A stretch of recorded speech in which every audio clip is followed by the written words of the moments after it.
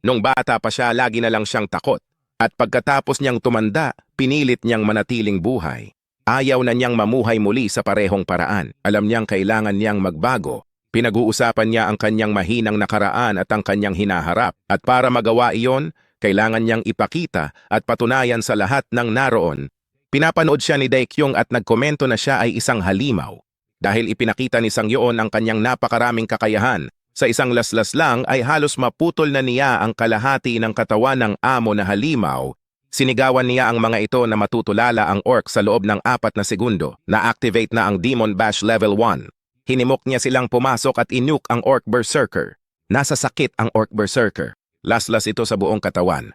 Binati sila ng system sa pagkatalo sa Orc Berserker at naalis na nila ang piitan na tinatawag na Altar of the Crimson Orc. Ang itim buhok na manlalaro na may kalasag ay nagkomento na ang piitan ay madali. Sumagot ang isa pang manlalaro na pinadali ng stun ang mga bagay. Nagtaka ang mga porter kung may personal porter na ba si Sangyoon. Balak siyang tanungin ng isa pero hindi iyon nagustuhan ng isa pang porter dahil gusto rin niyang magtanong. Nang makita kung gaano sila kabilis lumingon sa isa't isa ay hindi komportable si Sangyoon. Nag-level up siya at nakuha ang titulong D rank with overwhelming power na nagpapatagal ng status effects niya ng 10%.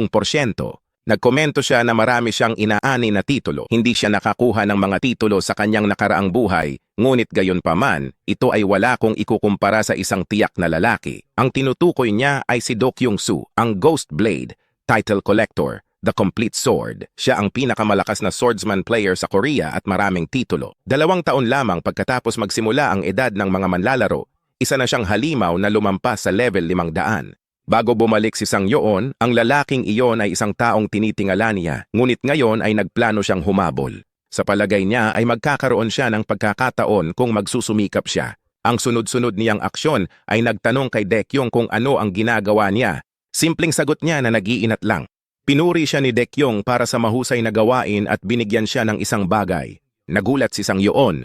Tinanggap niya ito at tinanong kung ano ang napunta kay Daekyung.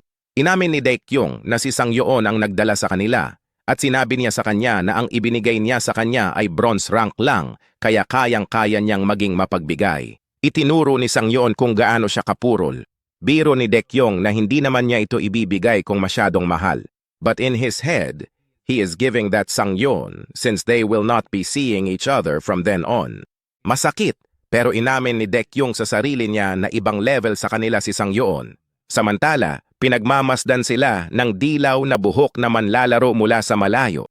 Galit na galit siya na mas inaalagaan ni Daekyung ang bastard na iyon dahil lang sa ilang beses niyang ipinakita ang kanyang husay.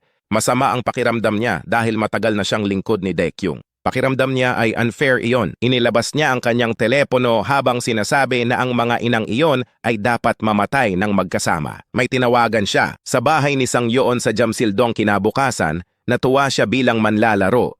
Habang $200 lang ang kita ng mga porter, may 6 na milyon na siya sa bangko. Mukhang dinoble pa ni Daekyung ang bigay sa kanya at may bonus item pa. Ang item ay isang Berserker Ring. Ito'y isang bronze support artifact. May epekto itong lighten at nagdaragdag ng 10 lakas. Sing-sing ito na makukuha lang sa mga Orc Berserker.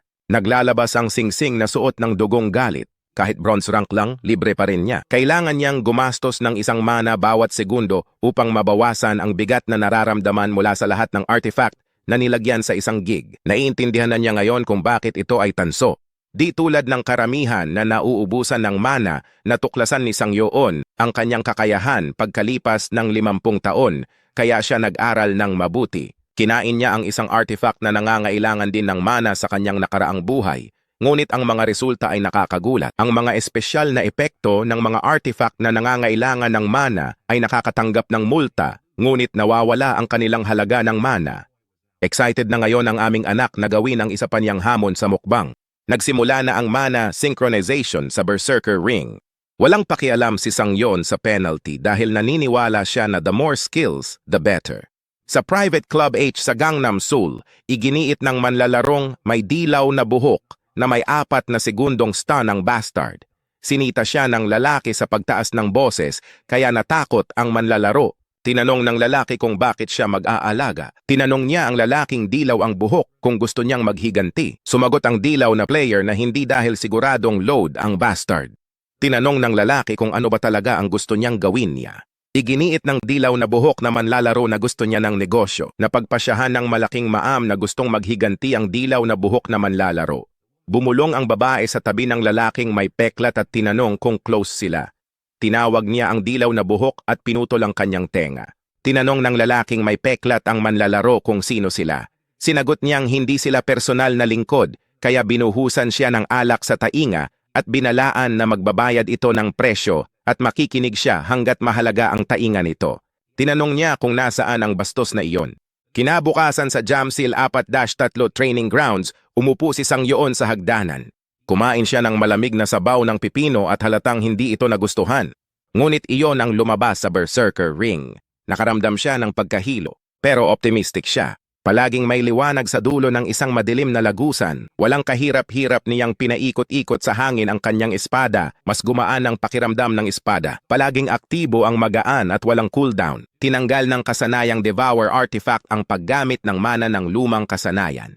Bilang parusa, kinakalahati ang epekto ng lightweight at ginagawang 100 gramo ang bigat ng lahat ng artifact. Nagkasya muna si Sangyoon sa isang mahusay na espada. Gusto niya ang passive effect. Tiningnan niya ang kanyang player info. Nasa level 7 na siya ngayon, may 3 titulo, walang constellation, may eksklusibong skill na Devour Artifacts at nakakain na siya ng 3 artifact.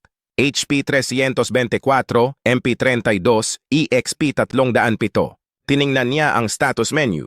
13 strength, 12 stamina, 12 dexterity, 10 mana, 16 luck, 15 evasions, at 10 defense. Kailangan niyang agawin ang pansin ng mga konstelasyon. Dahil iisa lang ang konstelasyon ng manlalaro, dapat niyang piliin ang magpapalakas sa kanyang best stat, ang swerte. Ngunit alam niyang kulang siya sa stats para makuha ang interes ng constellation. Kaya ang magagawa niya ngayon ay magsanay. Nakatayo siya sa harap ng daang mga dummies. Ang sunod na nakita namin ay mabilis na umandar ang sasakyan. Lumabas dito si Sangyoon at naisip niyang mamamatay na siya. Napagtanto niya na ang 3 sunod na araw ng pagsasanay at long-distance driving ay sobra na. Ngunit nagawa niyang makakuha ng bagong kasanayan, ambidextrous sword training, isang passive skill para sa mga swordsmen. Pinatataas nito ang abilidad niya sa lahat ng espada, bukod sa mga dagger at one-handed longsword. Nasa harap siya ng dungeon number 101, isang solo-player exclusive dungeon.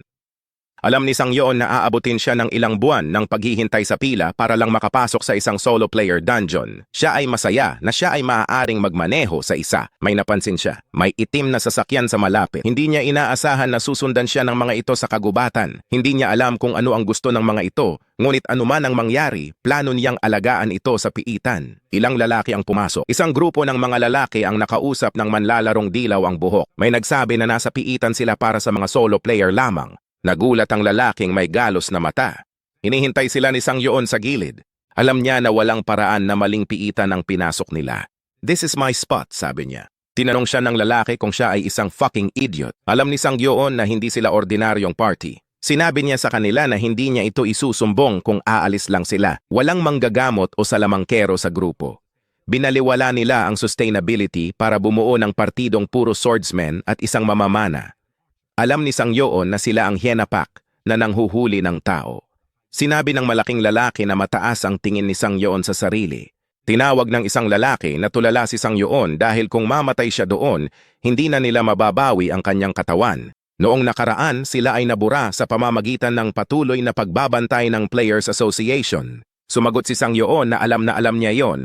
Para sa mga partidong tulad nila, ang mga mamamana ang pinakamahirap harapin. Sumagot ang mamamana na dapat nilang tapusin ang mga bagay ng mabilis. Sinabi ni Sangyoon na ito mismo ang gusto niya sa kanila. Kung kailangan niyang alisin ang mga katawan, walang ibang lugar kundi sa loob ng piitan. Nagalit iyon sa malaking lalaki.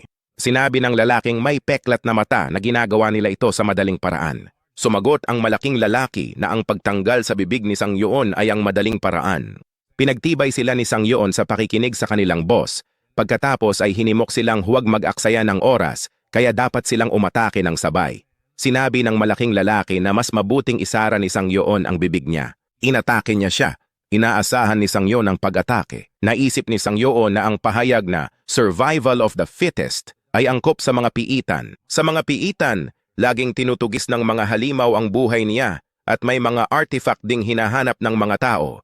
Laging nakataya ang kanilang buhay, namamatay ang mahihina at walang batas sa loob, kaya kailangan nilang pumatay kung gusto nilang mabuhay. Iyan ang naranasan ni Sang Yon sa kanyang nakaraang buhay at nalalapat pa rin ito sa edad na ito. Ang lahat ng nangyayari doon ay pagtatanggol lang sa sarili. Nakababa ang malaking lalaki at hinamon niya ang iba. Mukhang pinabagsak niya ang dalawang lalaki. Pero nilaslas niya lang siya sa kalahati. Mabilis na tumakbo ang tatlo. Plano nilang dumistansya sa kanya at i-cover sila sa kanilang pwesto.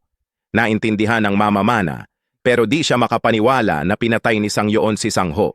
Kahit tulala si Sang Ho, level 100 pa rin siya at bagong gising ang kalaban.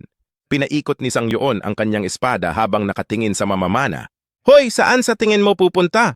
Inilabas ng mamamana ang kanyang mga palaso habang sumisigaw na si Sang Yon ay isang halimaw. Gumalaw si Sang Yon at hiniwa ang mga pana. Hindi makapaniwala ang mamamana at iyon ang huli niyang nakita.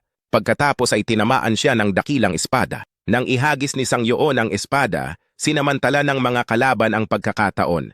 Tumakbo si Sang Yon para kunin ito, kaya inatake siya dahil wala siyang armas. Sumigaw ang lalaking walang kaliwang mata sa kasama niya at sabay silang sumugod. Tinusok ng espada ang dibdib ng mamamana. Habang tumatakbo si Sang Yon sa mamamana, sinugod siya ng dalawang kaaway. Bago pa niya mahawakan ang espada, sabay na siyang inatake. Nagkaroon ng nakakasilaw na liwanag at nagulat ito sa mga kalaban. Hindi siya natamaan dahil binalansi ni Sang Yon ang kanyang sarili na patiwarik gamit ang kanyang espada bilang paninindigan. Tinawag nila siyang baliw. Inilabas ni Sang Yon ang kanyang espada. Laking gulat ng lalaki nang hinawakan ni Juntae, ang lalaking walang kaliwang mata, ang kanyang ulo. Ginalaw ni Juntae ang lalaki para kumilos sa kanyang kalasag nang iwagayway ni Sang Yon ang kanyang espada. Iyon ay agarang kamatayan para sa kalasag ng karne.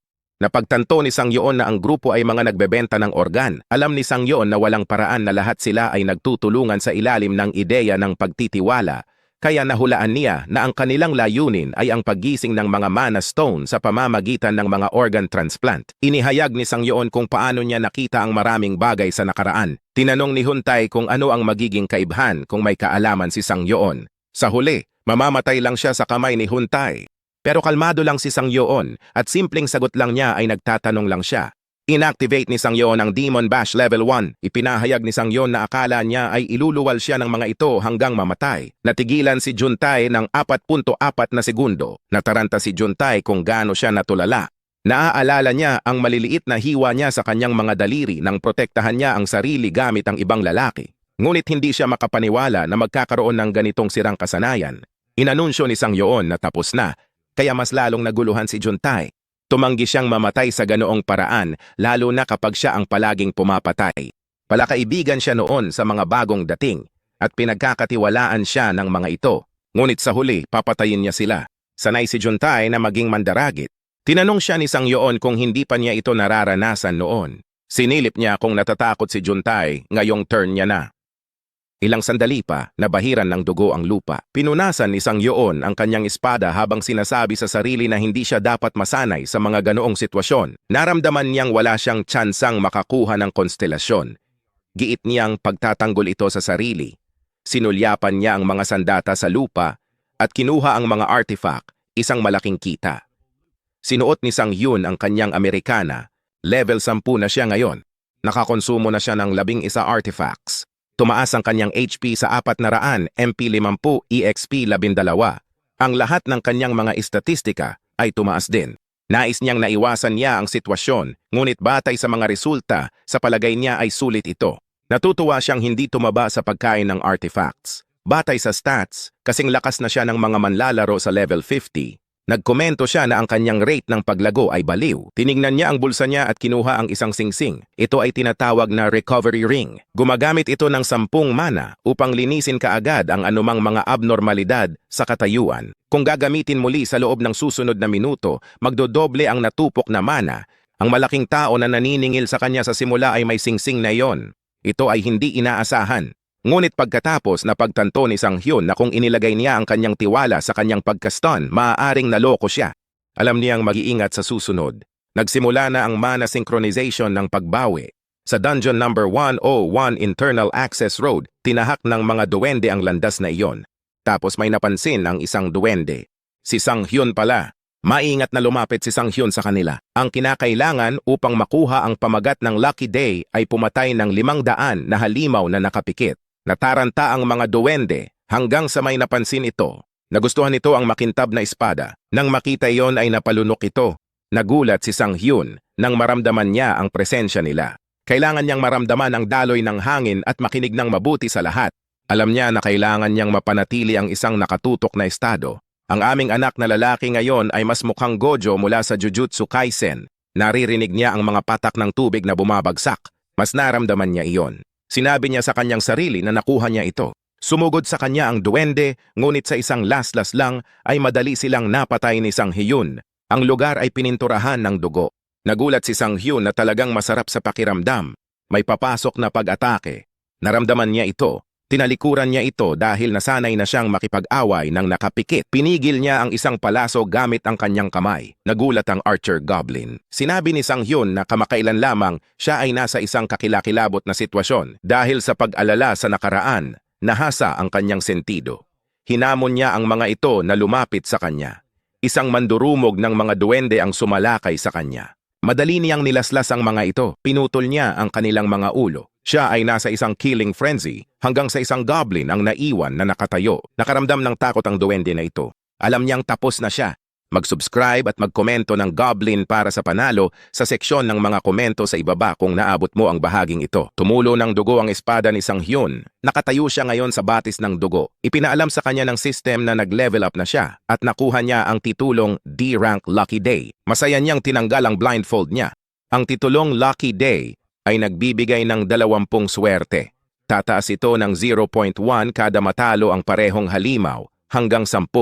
Natutuwa siya na nakuha niya ang mga titulong gusto niya. Marami pang mga duwende ang lumabas sa sulok. Naalarma sila nang makita ang estadong kinaroroonan ng karamihan sa kanilang mga kasama. Sa nakakatakot na ekspresyon, kumuha si Sang Hyun ng dagdag puntos.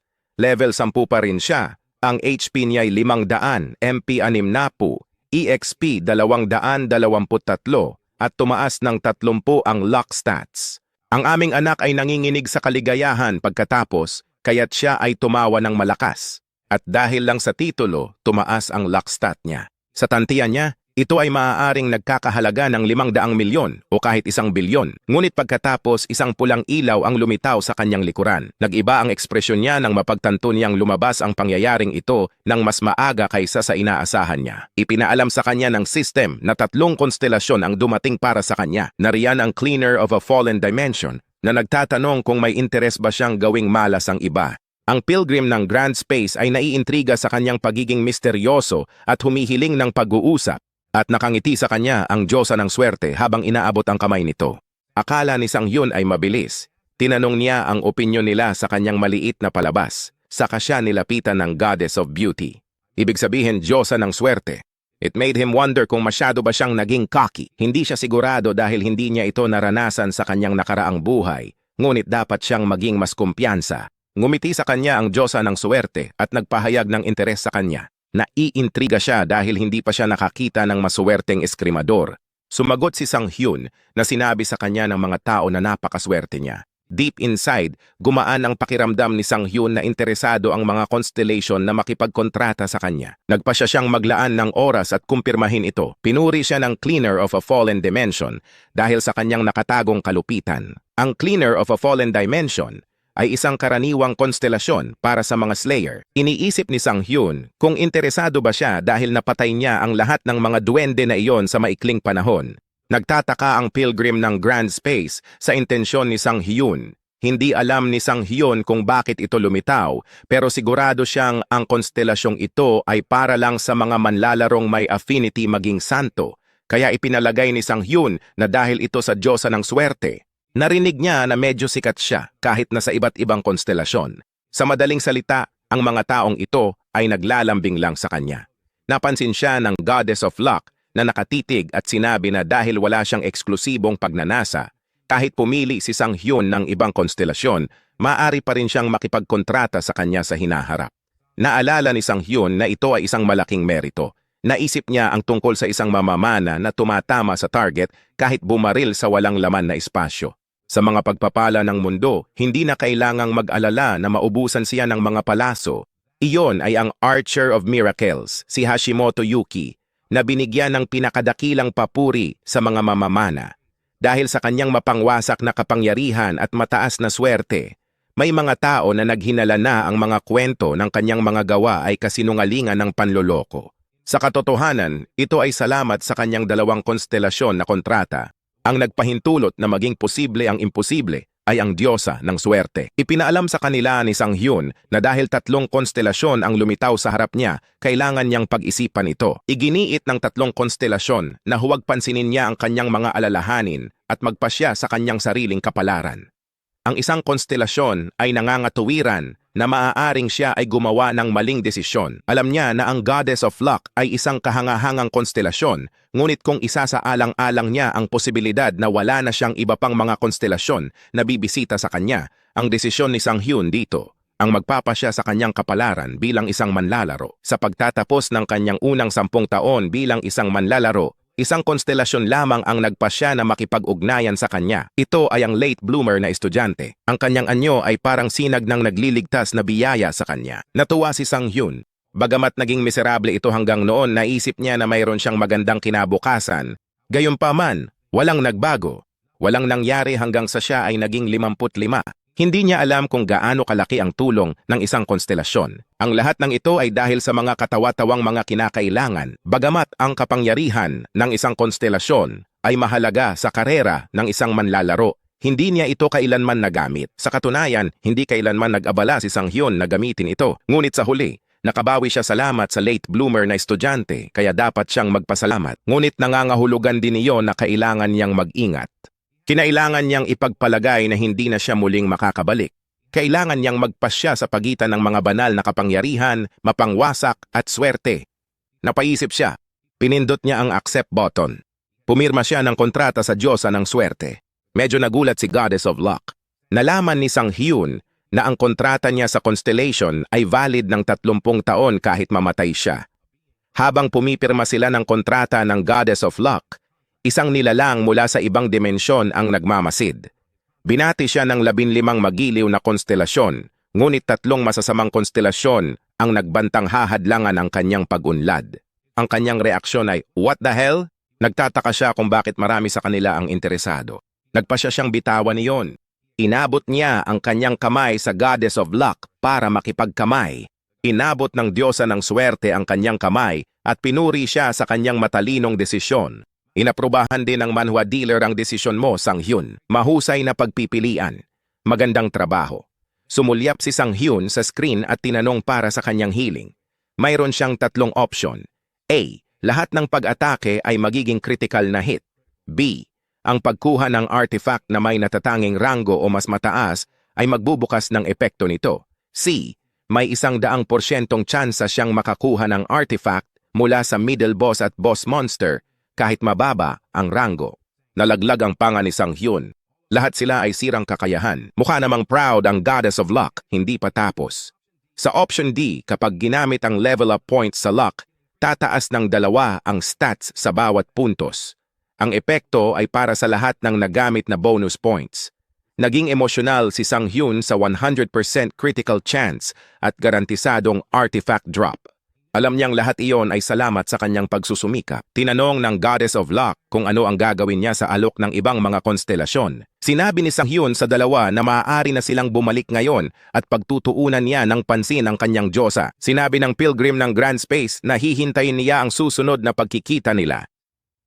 Binabalaan ng Cleaner of a Fallen Dimension si Sang Hyun dahil susubukan niyang putulin ang kanyang ulo. Samantala, ang diyosa ay mukhang nasa mabuting kalooban.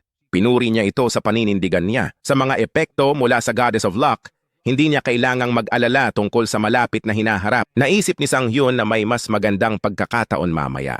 Sa Dungeon Number 101 Final Boss Room, nakipag-away si Sang Hyun sa isang malaking nilalang na parang mga ngaso. Mukhang nag-aalala ang diyosa. Haharapin na sana ni Sang Hyun ang huling suntok, ngunit hinarang ng huling amo ang kanyang espada gamit ang 2 palakol. Ang huling boss ay consumed by Greed Goblin Lord. Nagpakawala ito ng atake na nagpaatras kay Sang Hyun. Ginamit ni Sang Hyun ang kanyang espada para patatagin ang kanyang paa. Ang Greed Goblin Lord ay gumawa ng malakas na ingay. Dahil doon, si Sang Hyun ay natamo ng status ailment overwhelm. Kanina pa hinihintay ni Sang Hyun yon. Bagamat hindi ito nakamamatay gaya ng stun, nagagawa nitong pilitin na bawasan ang motibasyon ng target na lumaban. Gumamit ng recovery si Sang Hyun. Ang panghuling boss ay nagpakawala ng isang pag-atake na nagbasag ng lupa, ngunit ito ay naiwang nalilito. Ipinagtanggol ni Sang Hyun ang kanyang sarili gamit ang kanyang espada. Kahit na may malinaw na mga limitasyon sa kasanayang iyon, hindi nito ganap na mapigilan ang target mula sa paglipat. Naisip niya na ito ay magiging kapaki-pakinabang kapag pumatay ng mas mahihinang mga mandurumog. Isinaaktibo ni Sang Hyun ang pagbawi. Oras na para subukan niya ang kanyang kapalaran. Dahil sa pagbawi, na-deactivate ang status ailment overwhelm. Alam ng Greed Goblin Lord na siya ay mapapahamak. Hinampas ni Sang Hyun ang balikat nito at pinaandar ang Demon Bash.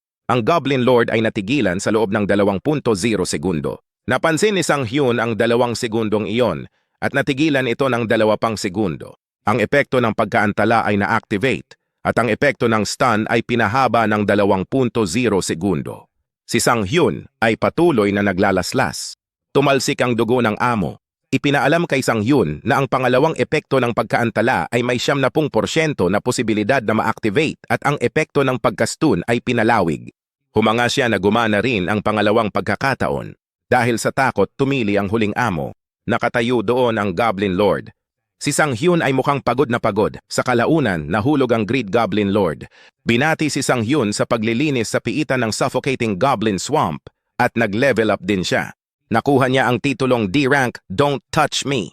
Nakahinga ng maluwag si Sang Hyun na sa wakas ay tapos na. Ang D-Rank title na Don't Touch Me ay nagbibigay ng 30 swerte, 10 pag-iwas at pinalalakas ang isang skill na ia-apply ng system. Napaisip siya. Una, may mga masasamang tao na sumunod sa kanya at ngayon, ang piitan. Halos itinulak niya ang katawan niya ng sobra. Salamat sa Diyos, bata pa siya. Binanggit ng Goddess of Luck na tiyak na mayroon siyang magandang swerte kung magagawa niya ang lahat ng ginawa niya sa araw na iyon. Nakakatawa at nakakainis dahil naisip niyang imbes na swerte, dapat isipin ng mga tao na sanay lang siya. Sabi ng Goddess of Luck, kasanayan din ang swerte at natutuwa siyang suportahan ang mga manlalaro ng Suck Luck. Napansin ni Sang Hyun kung gaano siya kabilis magpalit ng tindig. Nagpasya si Sang Hyun na i-level up muna ang kanyang luck stat. Humanga siya, mahigit 100 na ang luck stat niya. Ang mga stat na higit sa 100 ay nagbibigay ng 10% na karagdagang bonus sa epekto nito. Halimbawa, pinapataas ng evasion ang evasion rate at ng luck ang artifact drop rate. Kinuha niya ang kalasag ng huling amo.